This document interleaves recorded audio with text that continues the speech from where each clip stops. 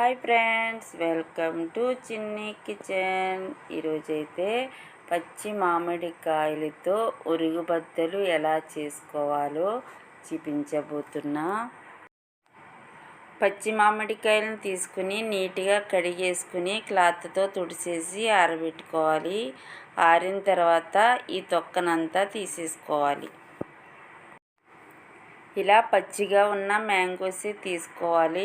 పండిన మామిడికాయలు అయితే అవి ఉరుగుబద్దలకి అంతగా పనిచేయవు. ఇలా పచ్చిగా ఉండాలన్నమాట మామిడికాయలు. కొంచెం పండిన మామిడికాయలు ఉంటే అవి తీసేసుకోవాలి. ఇలా పచ్చిగా ఉన్నాయి మనం ఉరుగుబద్దలకి చేసుకోవాలి. ఇలా ఈ తొక్కనంతా తీసేసుకున్న తర్వాత ఈ మామిడికాయని మళ్ళీ కడగకూడదు. ఒక క్లాత్తో తుడిచేసుకోవాలి. కడిగితే మళ్ళీ చెమ్మ అయిపోతుంది అన్నమాట. ఒక క్లాత్తో తుడిచేసుకుని మనం ఈ మామిడికాయలని చిన్న చిన్న పీసుల్లా కట్ చేసుకోవాలి. నేనైతే 20 మామిడికాయల వరకు తీసుకున్నాను. ఆ మామిడికాయలని ఇలా తొక్కనంతా తీసేసి ఇలా చిన్న చిన్న పీసుల్లా కట్ చేసుకోవాలన్నమాట.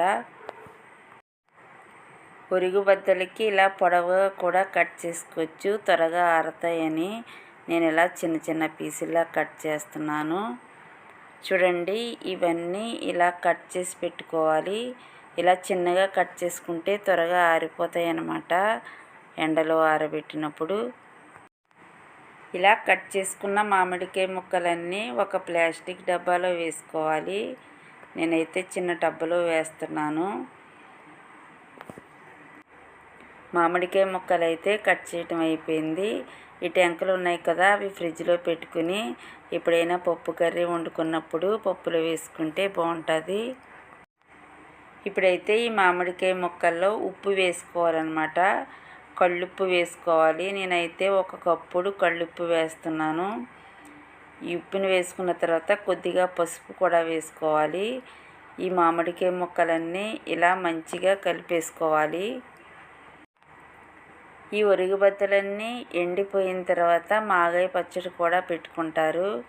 నేనైతే మాగాయ పచ్చడి పెట్టట్లేదు, కర్రీస్ కోసం నేను ఇలా ఉరుగుబద్దలు రెడీ చేస్తున్నాను. చూడండి, మామిడికాయ ముక్కలు అయితే ఒక నైట్ అంతా ఊరాయన్నమాట. అప్పుడు కొద్దిగా పసుపు వేసుకుని మళ్ళీ ఒకసారి కలిపేసుకుని ఎండలో ఆరబెట్టుకోవాలి. ఇలా ఎండలో ఆరబెట్టేసుకోవాలి ఈ మామిడికాయ ముక్కలన్నీ. మా అమ్మ అయితే సమ్మర్ వస్తే చాలు చాలా ఉరుగుబద్దలు చేసేది. మాగాయ పచ్చడి కూడా పెట్టేది. చాలా బాగుండేది, చాలా టేస్టీగా ఉంటుంది మాగాయ పచ్చడి. చూడండి, సాయంత్రానికైతే ఈ మామిడికాయ ముక్కలు ఇలా ఆరాయన్నమాట. ఆ మల్లాడు కూడా ఇలా ఎండలో ఆరబెట్టేసుకోవాలి. మనం మాగాయ పచ్చడి పెట్టుకోవాలంటే ఇలా ఉన్నప్పుడే మాగాయ పచ్చడి పెట్టేసుకోవాలి. బాగా డ్రై అయిపోయి అంటే అవి కర్రీస్కే పనిచేస్తాయి. చూడండి, బాగా ఎండిపోయి అన్నమాట. ఇలా పట్టుకుంటే ఇరిగిపోతున్నాయి, అంత బాగా ఎండిపోయి. మనం కర్రీస్ కోసం స్టోర్ చేసుకుంటే ఇలా మంచిగా ఎండబెట్టుకోవాలన్నమాట. ఇలా ఎండబెట్టుకున్న ఉరుగుబద్దల్ని మనం కర్రీస్లోకి వాడుకోవచ్చు. చింతపండు అవసరం లేకుండా ఇలా సంవత్సరం పాటు ఇవి కర్రీస్లోకి వాడేసుకోవచ్చు అన్నమాట. ఇంకా చింతపండుతో పని ఉండదు. ఏ కర్రీస్లోకైనా సరే ఈ ఉరుగుబద్దలు చాలా టేస్టీగా ఉంటాయి. మా అమ్మ అయితే ఇలా ఉరుగుబద్దల్ని ఎండలో ఆరబెట్టేసి ఒక డబ్బాలో స్టోర్ చేసి కర్రీ ఇచ్చేసేదన్నమాట. ఎండు రొయ్యలు ఉరుగుబద్దల కర్రీ, వంకాయ ఉరుగుబద్దలు చాలా చాలా బాగుంటాయి. కర్రీస్ అయితే చాలా టేస్టీగా ఉంటాయి. చూడండి, ఉరుగుబద్దలు అయితే రెడీ అయిపోయి. ఈ ఉరుగుబద్దల్ని ఏ కర్రీస్లో అయినా వేసుకోవచ్చు. చింతపండుతో పని లేకుండా ఈ ఉరుగుబద్దలు వేసుకుని కర్రీ చేసుకోవచ్చు. ఈ ఉరుగుబద్దల్ని ఇలా ఒక డబ్బాలో స్టోర్ చేసుకుంటే సంవత్సరం పాటు నిల్వ ఉంటాయి.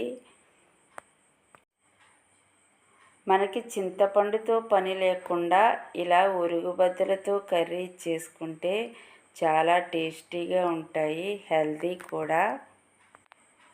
ఈ ఉరుగుబద్దలు మీకు నచ్చినట్లయితే లైక్ చేయండి, షేర్ చేయండి, సబ్స్క్రైబ్ చేయండి. Bye friends.